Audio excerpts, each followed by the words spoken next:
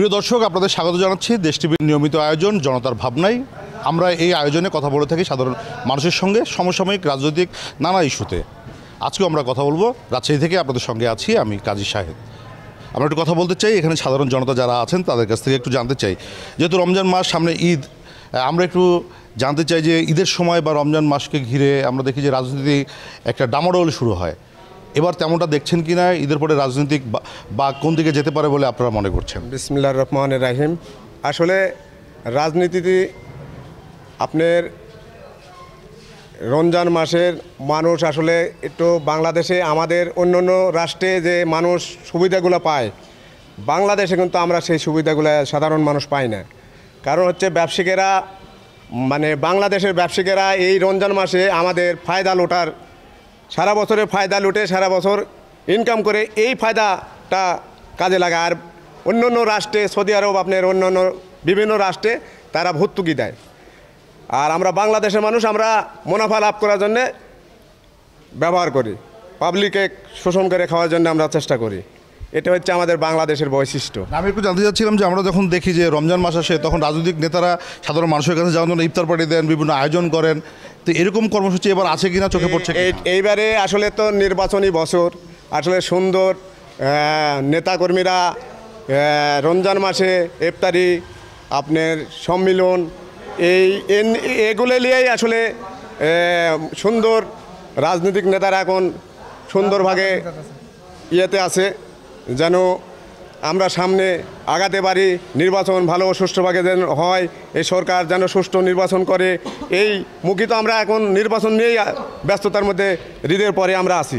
একটু কথা বলি, আমি একটু আপনার সঙ্গে কাছে যাতে একই প্রশ্ন আপনার কাছে আমার, যে সেটি হলো যে রমজান মাস আসলেই দেখি আমরা যে রাজনৈতিক দলগুলি বিভিন্ন কর্মসূচি দেয় এবং ঈদের পরে নিশ্চয়ই রাজনৈতিক বাঁক একটু অন্যদিকে যাবে। আপনি কীভাবে দেখছেন এটিকে?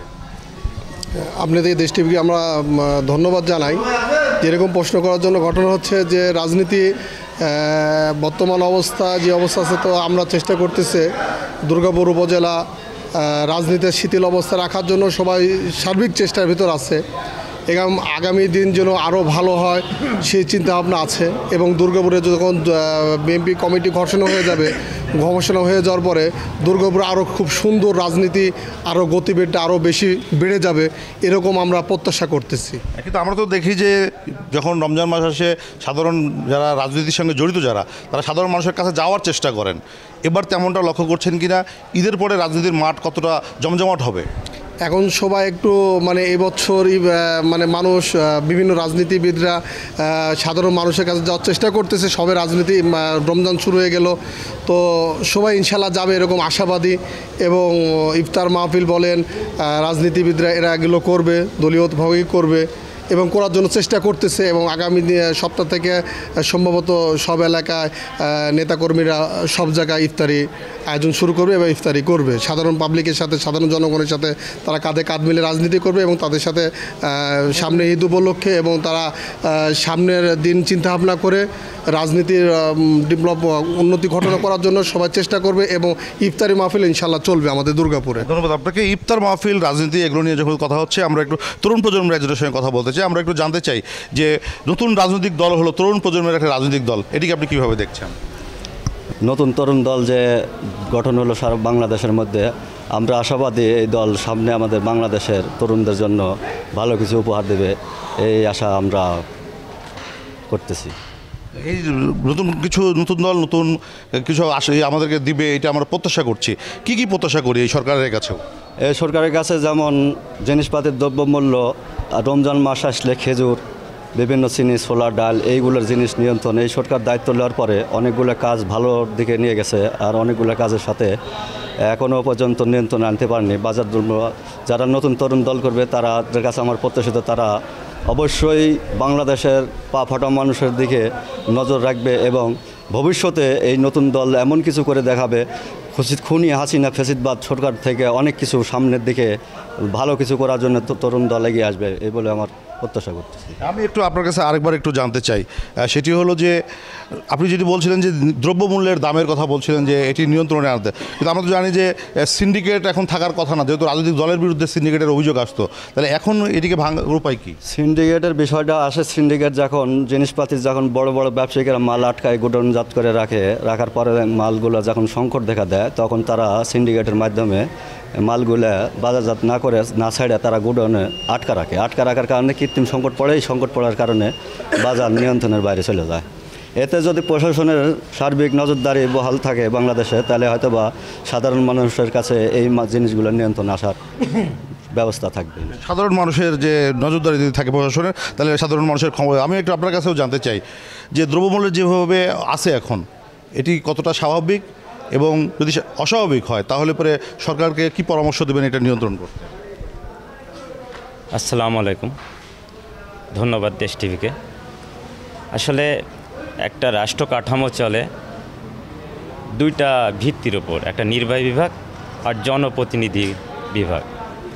তো যে সরকারটা এখন বর্তমানে চলমান, এটাতে নির্বাহী বিভাগদের যারা কাজ করছে তাদের দৌরাত্ম্যটাই বেশি। সারা বাংলাদেশে আপনি যেখানে এই সমস্যাগুলো হচ্ছে, বাজার সিন্ডিকেট বলেন, বাজারজাত যে ইজারা ব্যবস্থা বলেন, সরকারি সম্পদ যার মধ্যে জলমহলের মধ্যে পুকুর খনন বলেন, পুকুর লিজ বলেন, এগুলা ক্ষেত্রে দেখা যাচ্ছে যদি জনপ্রতিনিধি থাকতো, এই দেশে নির্বাচিত জনপ্রতিনিধি থাকতো, তাহলে এগুলা জনগণের হয়ে নির্বাহী বিভাগের কাছে তারা দাবি জানাতে পারত যে আমাদের রাষ্ট্রের এই সম্পদগুলা এই রকমভাবে ব্যবহার করলে আমাদের জনগণের উপকার হবে। কিন্তু নির্বাহী বিভাগের কাছে কে যাবে? বিভিন্ন লবিং গ্রুপিং, বিভিন্ন রাজনৈতিক দৌরাত্ম্য, বিভিন্ন অঙ্গ সংগঠনের দৌরাত্ম্য, বিষয়গুলো নির্বাহী বিভাগকেও বিশৃঙ্খলার মুখে পড়তেছে।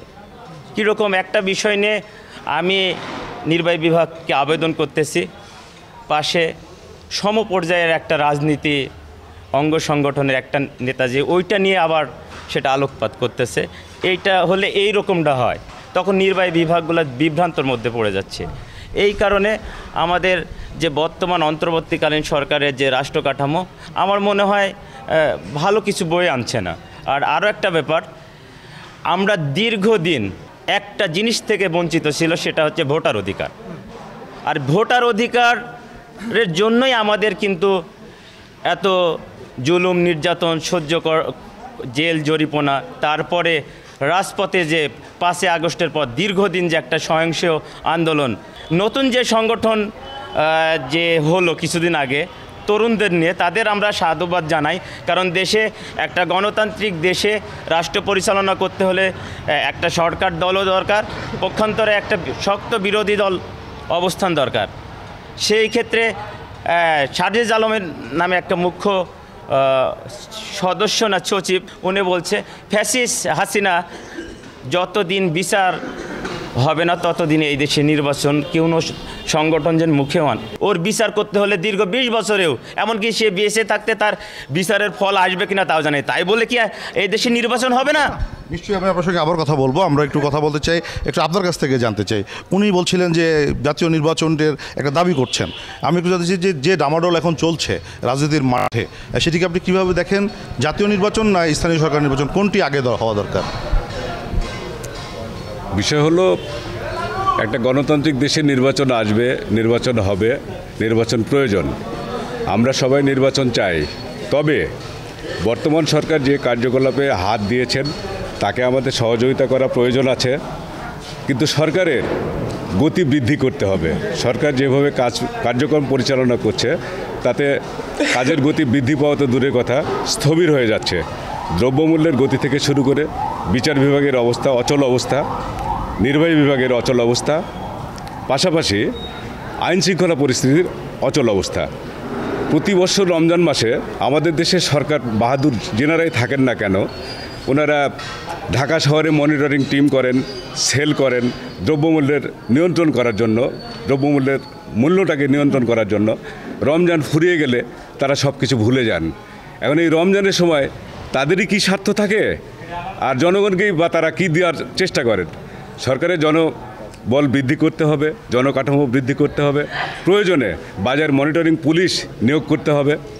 পাশাপাশি প্রত্যেকটা আদালতে মামলার যে বিকট জট পড়ে আছে, একজন মানুষ একটা বাটোয়ারা মামলা করেছে, যে মামলাটার রায় সে দেখে যাবে, সে মামলাটার বয়স হয়ে যাচ্ছে 30 বছর 40 বছর যাবৎ কোর্টে মামলা চলে। এটা কোন দেশ? আমরা কোথায় বসবাস করি? এটা কি জঙ্গল না দেশ? আমার প্রশ্ন সরকারের কাছে, আমার প্রশ্ন দেশবাসীর কাছে। ধন্যবাদ আপনাকে। ধন্যবাদ। ব্যবসা বাণিজ্য কেমন চলছে এখন? আমরা তো বর্তমানে ব্যবসা করি পানের, জীবন জীবিকা নির্বাহ করার জন্য। তো সাধারণ ছোটোখাটো মানুষের ব্যবসায়িক, খুব বড় ব্যবসায়িক না। তো বর্তমান ব্যবসাটা আগের থেকে একটু উন্নত হচ্ছে, হলেও দেখা যাচ্ছে রাস্তাঘাট ওই আগের মতনই আছে, কোনো পরিবর্তন হয়নি। খরচপাতি ওরকমই পড়ছে। হ্যাঁ, বলছে এই দলের আর ও দল না।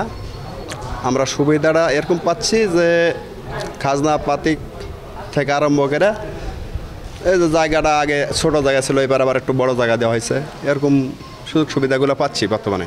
আগে মানে যে দল ছিল তাদেরকে কি কি সুবিধা আপনারা দিতেন, আর এখন কি কি সুবিধা মানে তারা নিচ্ছে?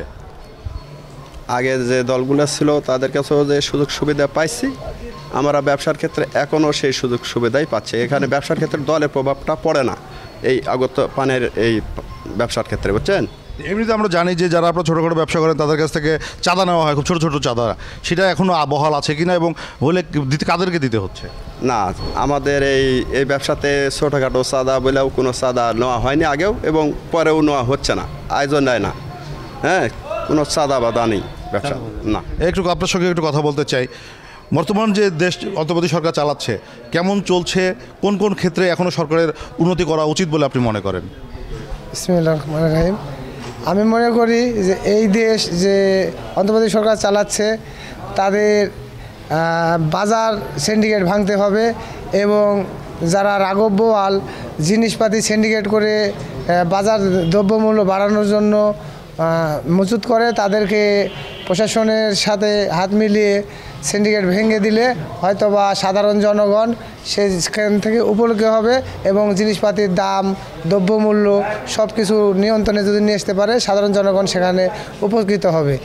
এবং আমি অন্তর্বর্তী সরকারকে বলতে চাই যে সামনে যে নির্বাচন, এই নির্বাচনটা চ্যালেঞ্জমুখী নির্বাচন, যেন সুন্দর সুষ্ঠু নিরপেক্ষভাবে যদি দেশ পরিচালনা করে ভোট দেয়, আমরা তাকে ধন্যবাদ দেব। একটু জানতে চাই আপনার কাছ থেকে যে আইন শৃঙ্খলা পরিস্থিতি নিয়ে নানা রকম কথা উঠছে, যে সরকার এখনও আইন শৃঙ্খলা নিয়ন্ত্রণে আনতে পারেনি, ডেভিল হান্ট অপারেশন চলছে, তারপরেও কেন আইন শৃঙ্খলা নিয়ন্ত্রণে আসছে না? এখানে আওয়ামী লীগ সময় যখন গভর্নমেন্ট ক্ষমতায় ছিল, ছাত্রলীগ যুবলীগ অনেক সংগঠন ছিল, তারা অনেক নিশা বা অনেক কিছুতে জড়িত ছিল, তাদের এখন ইনকাম সোর্স নাই। তারা এখন কি করবে? ছিনতাই বা কারোর সাথে মারামারি, হাঙ্গামা, কোনো জিনিস দখল, এটা বিএনপির নাম ছড়া তারা দেশ বিদেশে এনে করে বেড়াচ্ছে। তাই আজকে প্রশাসন মানে ধরতে পারছে না। যদি ধরতে পারে সেটা আসলে প্রকাশ পাচ্ছে, আপনারা দেখছেন মিডিয়াতে যে সেখানে ছাত্রলীগ ধরা পড়ছে বা যুবলীগ ধরা পড়ছে, তারা অনেক সিন্ডিকেটে জড়িয়ে পড়েছে। মানে মাদক তো তাদের নেশা, আসলে মাদক কিনতে হলে তো টাকা লাগবে, তারা কি করবে? আজ বাস ছিনতাই করছে, ওর বাসা ছিনতাই করছে, কালকে ধরেন টাক্স ছিনতাই করছে, মানে বহুত কিছু। মানে আগে সরকারের সময় যারা বিভিন্ন সংগঠনের ছিল তারাই এগুলো এখনও করছে বলে আপনি মনে করেন? আমরা একটু আবার আপনার কাছে একটু জানতে চাই যে আইন শৃঙ্খলার যে পরিস্থিতি এখন, সেটিকে আপনি কীভাবে দেখছেন? উন্নতি হয়েছে নাকি আগের মতো চলছে এখনও? বাংলাদেশে এই 17 বছরে স্বৈরতন্ত্রী সরকার যে দেশের মানুষের উপরে যে জুলুম নির্যাতন অত্যাচার হয়েছে, এখন এই যে সরকার আসছে, আমাদের এই সরকার আসলে অনেকটা আমাদের বাংলাদেশের মানুষ অনেক সুস্থটা আছে, ভালো আছে। এইটা দীর্ঘ মেয়াদির ব্যাপার। আসলে এই সরকার যে 17 বছরে শাসন করে গেছে দেশে, এটা আনতে হলে আরও সময়ের দরকার। আসলে আমরা ইচ্ছা করলেও এই সরকারের যখন আমরা আলোচনায় আসছি, দেশের আইন কাঠামো সব কিছু ধ্বংস করে দিয়ে গেছে। আপনি কোথায় যাবেন? শিক্ষা খাত ধ্বংস করে দিয়ে গেছে, আপনার ব্যবসা বাণিজ্য খাত ধ্বংস করে দিয়ে গেছে। সারা বাংলাদেশে আপনার চাঁদাবাজি, সরকার লুটপাট, দেশ লুটপাট করে পাচার করে দেশের বাইরে টাকা নিয়ে গেছে, ব্যাংকে টাকা নাই। এই সংকটের মাঝে যে সরকারটা আমাদের মাঝে আসছে, এই সরকার আনপান চেষ্টা চালাচ্ছে যেন বাংলাদেশের মানুষ, সাধারণ মেহনত মানুষ যেন ভালো থাকে, কিন্তু সেটা তো আসলে সম্ভব না। অনেক দীর্ঘমেয়াদীর ব্যাপার। এই 17 বছরে যে বাংলাদেশের মানুষের যে অত্যাচার নিপীড়ন করেছে, এটা মুখে ভাষা বলা যাবে না। আসলে বাস্তবতে এই সরকার কিন্তু আনপান চেষ্টা চালাচ্ছে, কিন্তু আসলে প্রশাসনেরা ওই ভাগে কাজ করছে না। আগে যে অপরাধ অন্যায় অত্যাচার করেছে মানুষের উপরে, এই কাজগুলো এখন তারা মানে পাবলিকের কাছে যেতে পারছে না, তাদের সাহস নাই। মানে পুলিশ এখন ওরকমভাবে ফাংশন করছে না। আমরা নিশ্চয়ই আবার যদি সুযোগ পাই আপনার সঙ্গে কথা বলবো। একটু আরেকবার আপনার সঙ্গে কথা বলতে চাই, সেটা হলো যে রমজান মাস বা নির্বাচন কেন্দ্রিক আমরা দেখি যে রাজনৈতিক এক মাঠ একটু জমজমাট হয়ে ওঠে। বিশেষ করে কেউ বলছেন যে ঈদের পরপরই হয়তো রাজনীতি জমজমাট হয়ে উঠতে পারে। আপনি এমনটি প্রত্যাশা করেন কি না? আর যদি জমজমাট হয়ও, সেটি আসলে কীভাবে সম্ভব? আসলে রাজনীতির মাঠ সবসময় জমজমাট থাকে। দীর্ঘ 17 বছর আওয়ামী লীগ সরকার অন্যায় নিপীড়নের মাধ্যমে তাদের অবস্থানটাকে জমজমাট রেখেছিল। আমরা চুরি করে চুপে চাপে কিছু আন্দোলন সংগ্রাম করতে পেরেছি, প্রকাশ্যে ওইভাবে মুখ খুলতেও দেয়নি, আন্দোলন সংগ্রামে অংশগ্রহণ করতে দেয়নি। মামলা হামলা নির্যাতনে এক পেশে অবস্থান তৈরি করেছিল। মর্দা কথা বলতে গেলে ভাসুরের নাম সবাই জানে, কেউ বলে কেউ বলে না। আজকে আমার কাছে কথা বলতে এসছেন, আপনারা জনতার কাছে কথা বলতে এসছেন, আপনারা কিন্তু সবচেয়ে বেশি ভালো জানেন, বাট আপনারাও কিন্তু বলেন না। Any more question? এখন রাজনীতি কি জমজমাট হবে আগামী? হ্যাঁ, রাজনীতির মাঠ জমজমাট ছিল, জমজমাট আছে, জমজমাট থাকবে, এবং আগামীতে রাজনীতির মাঠ আরও বেশি জমজমাট হবে।